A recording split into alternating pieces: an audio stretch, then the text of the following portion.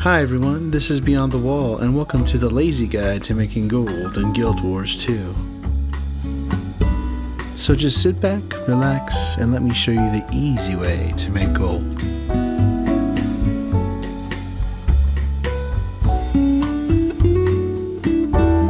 On today's episode, we're going to be looking at porting services. In case you didn't know, services are tasks you do for others. You can accept tips or exchange your services for items or gold. There are three main categories to making gold in this game. While conventional and advanced TP strategies are widely known, many people don't realize how lucrative providing services can be. Since this is a lazy guide, we will be focusing on porting services, since it is efficient, quick, and easy to get into. Porting the daily JPs and even some of the dungeons can give you a significant amount of gold per day.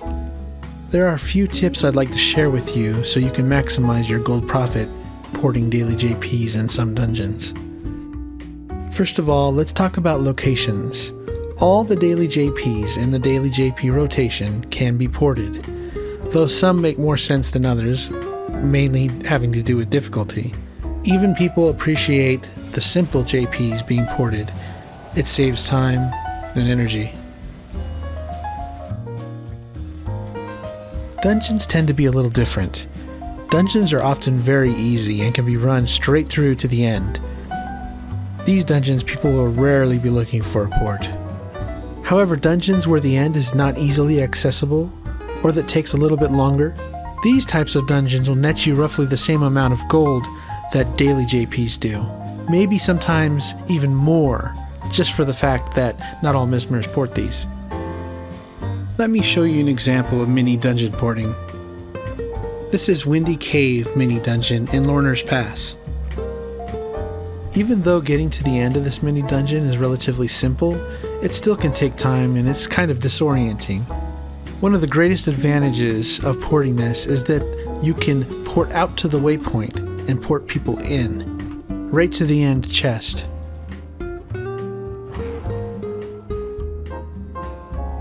To do this, stand along the wall, activate your first half of your port, then waypoint out using the map, and then, when you're ready, activate the second half.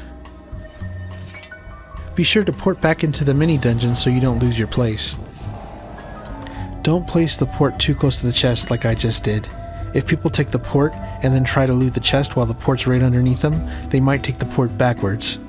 This method is very useful for both JPs and mini dungeons. Before you start porting daily JPs, you need to know the proper etiquette.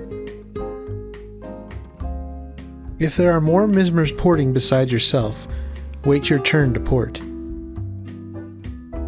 If it looks like a Mesmer is AFK and they're not porting, and you're the next in line, go ahead and step forward, make your intentions clear that you're about to port, give them a second to react, and if they don't react, then go ahead and port. Don't feel too bad they missed their turn. It's very common to AFK while doing this. Do not ask for tips. There are many players in this game that consider asking for tips for the daily JPs to be somewhat rude and offensive. You probably make more gold just by not asking. Now that we have gotten etiquette out of the way, let's talk about a few other strategies to make more gold. Be sure to tag up. Even if you don't have the commander tag, an apple tag will improve visibility. Tagging up is not only important so people can find you on a map and find where to go to get a port, but also to distinguish yourself from other Mesmers porting. That way it makes it easier for people to find you and tip you after you've ported. Almost every port you give will be responded with a thank you. And not only is it polite to say you're welcome, but also it acts as a marker for someone to see your name in chat and be able to tip you easier. And it is especially helpful for those who might be confused as to who ported them. I want to make a note here that if you say you're welcome in the same way, spelled the same way, eventually the anti-spam filter will kick in and it won't let you type anything into chat. So to get around that, say something a little bit different each time with different spelling. So first, let's say you start with YW, you're welcome, and maybe the next time you type in chat, you'd say YVW, you're very welcome, and then maybe no problem next after that, and so on and so forth.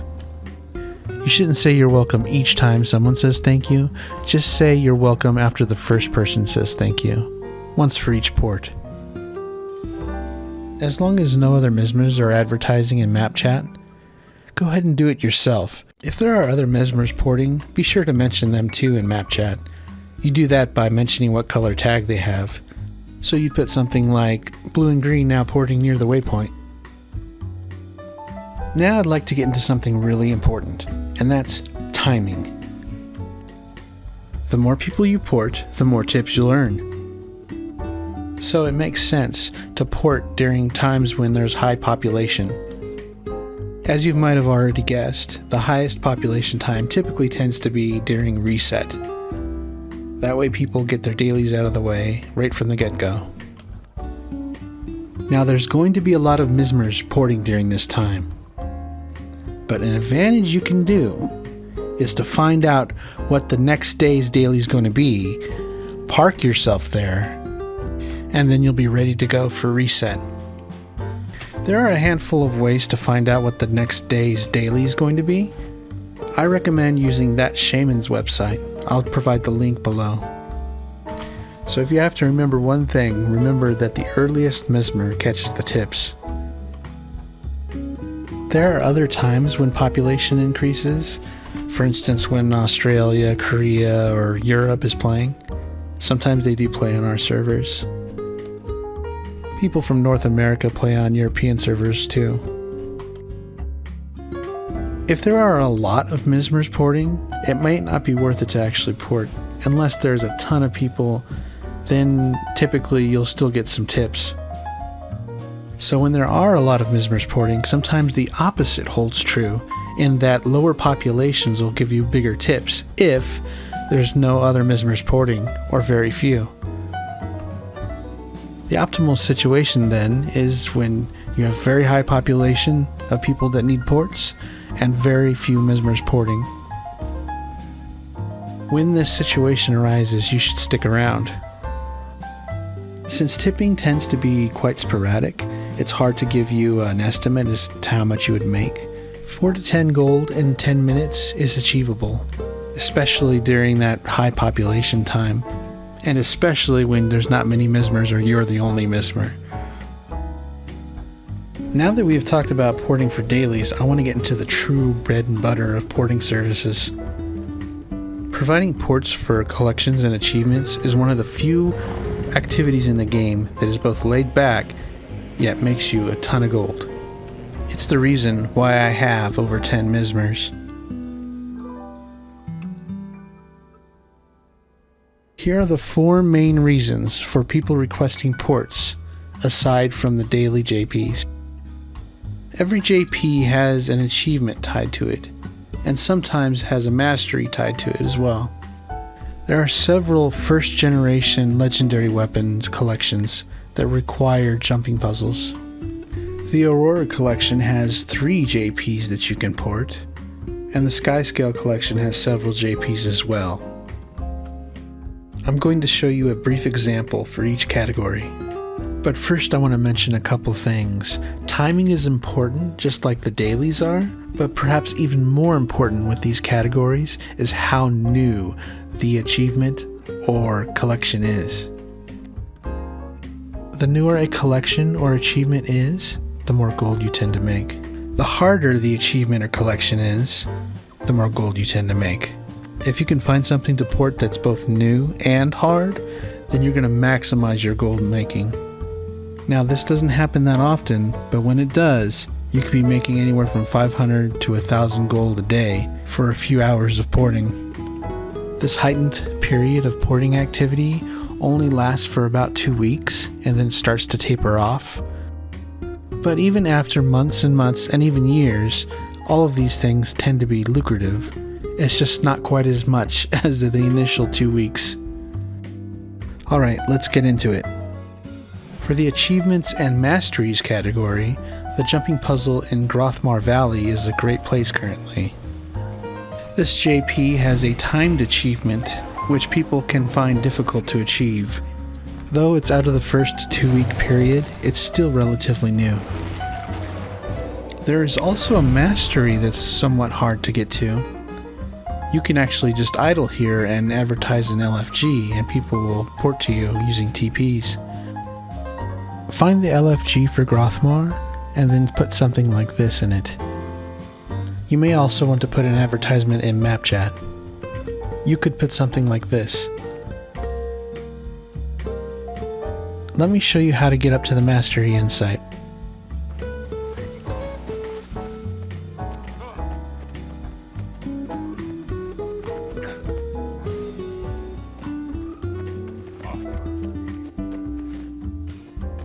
It may seem easy to get up here, but you'd be surprised of how many people have difficulties jumping and turning in midair. Now let me show you how to port the JP. The JP requires multi-porting. Be sure to explain to everyone how to light the torch and all the braziers, and to remove the webs. I just call the braziers bonfires to eliminate confusion.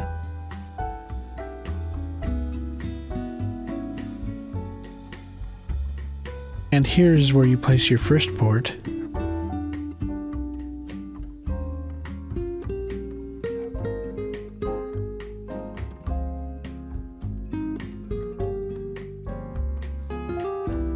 Here's where you place your second port.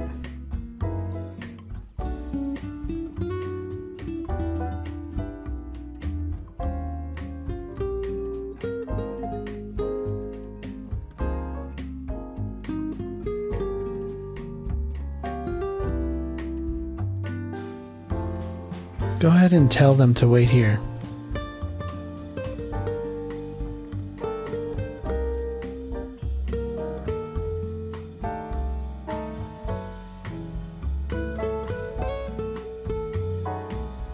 Place your next port here.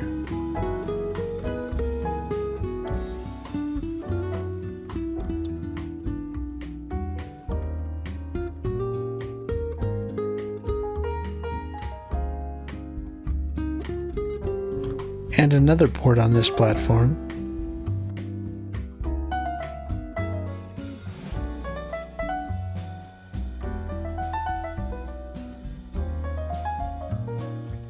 Activate the second half of your port here.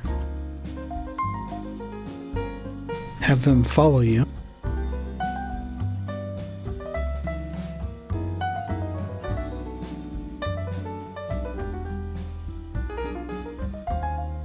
When you get to the final platform, let them know that they don't have to make that final jump and that you'll have a port in time.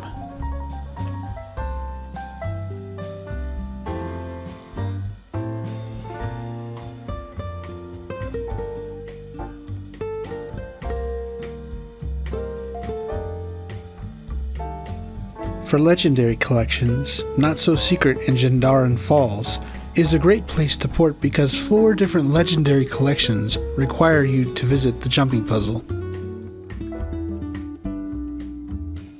Here's a quick tip. If you have the airship pass, you can shortcut all the way to the end of the JP.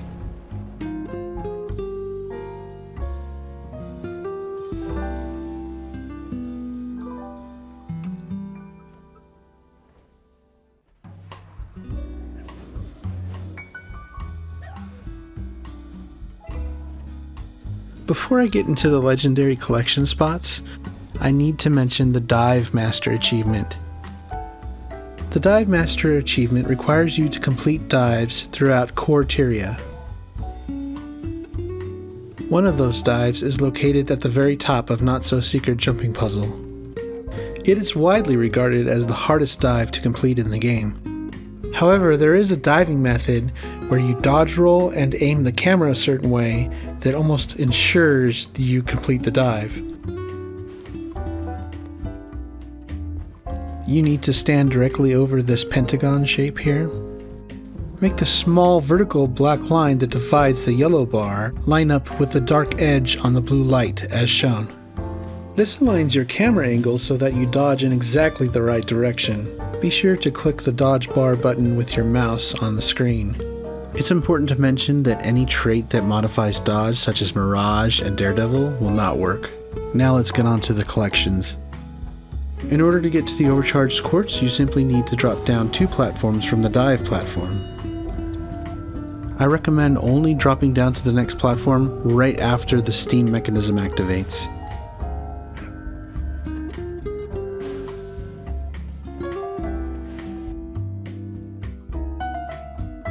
For illusory light, you drop down 1 platform, and then you jump onto this black device that is emanating light. For the Estrelaria and Predator collections, the gearbox and power source can be collected from the main chest.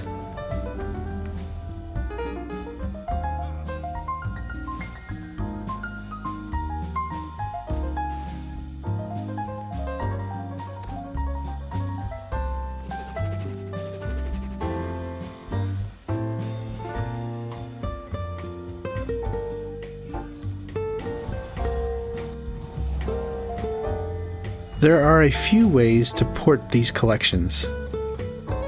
For the top 3, which includes the dive, illusory light, and the quartz, it's a good idea to first port people to the diving platform, and then to their respective collections. Let me show you a couple ways to port to the diving platform. Go ahead and place your port at the diving platform, and then we use the waypoint method. You and the people you're porting will all need to use Springer to get up here. Jump up to the purple rock and then port in. Another method to port people up to the diving platform is to have them enter the JP, go to the rocky bottom lower level, and have them port straight up from underneath the platform. Just use the diving method that I explained earlier to get down to the bottom.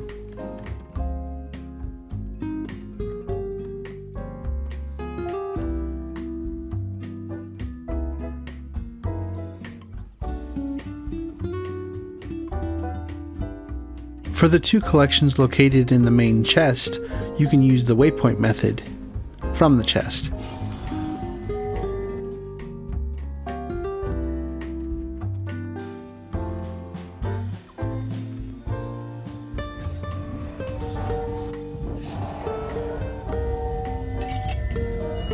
Now I want to show you how to port one of the jumping puzzles for Aurora. Searing Ascent in Draconis Mons. With this particular method, you'll need 2 Mesmers. Make sure everybody in your party can use the thermal tube before you use it. If they can't, that's okay, just run there or use a mount.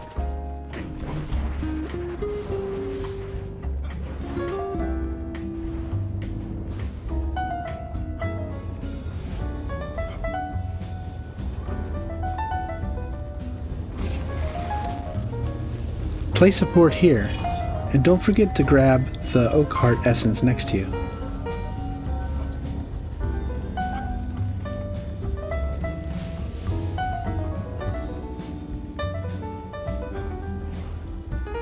Drop the other half of your port right here.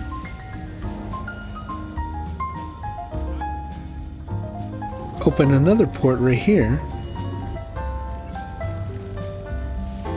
Aim your Oak Heart Essence right at the tip of this spire. Open the second half of your port and have them glide with you.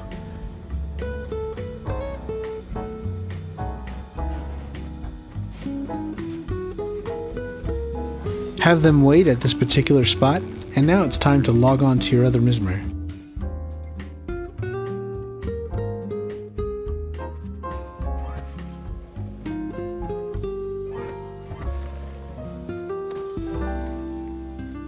Place your first half of your port here.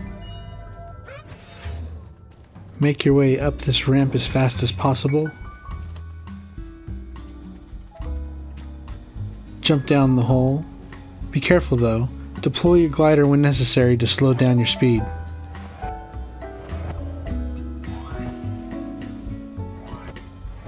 Place the second half of your port here.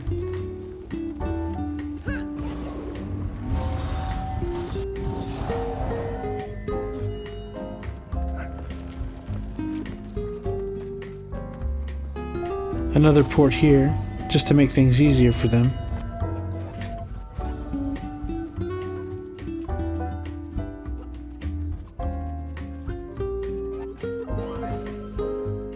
And finally, the other half here.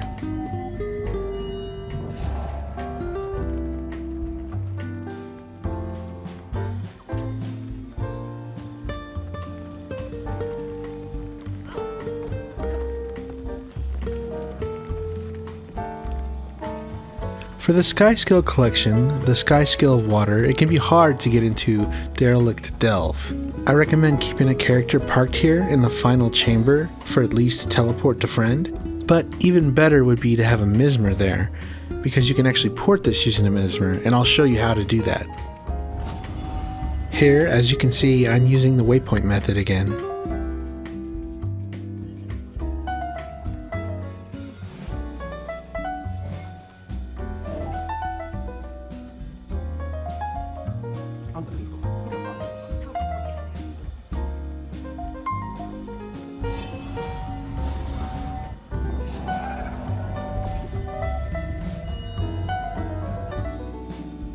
As I have demonstrated, there are a lot of facets to porting.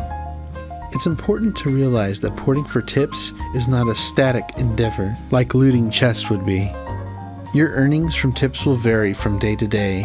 However, the more you port, the better you'll get at it and the more tips you'll make. You'll eventually learn how long you should stay in port, leaving at the right time so you don't waste your time. Always remember that there's two major ways to solving a jumping puzzle. Solving to complete it yourself, and also solving how to port people so they can complete it. For many of us, the easier something is to do, the more often we'll do it, and therefore the more gold we'll make. These methods aren't just for the lazy, but also for people with time constraints. I hope you all enjoyed this guide. Till next time, Tyrians, stay shiny.